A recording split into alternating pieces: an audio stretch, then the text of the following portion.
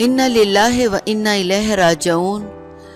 इंतहाई मशहूर अदाकारा के अदाकार शौहर इंतकाल कर गए हैं।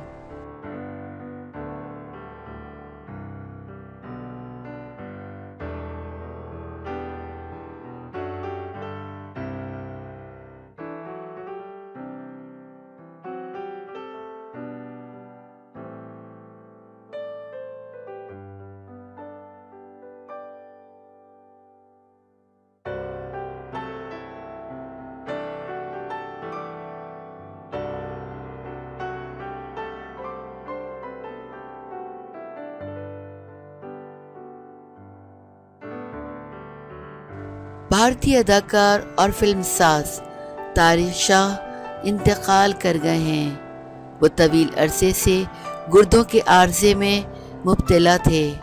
भारतीय मीडिया रिपोर्ट्स के मुताबिक तारिक शाह टीवी और फिल्म की अदाकारा शुमा आनंद के शौहर थे।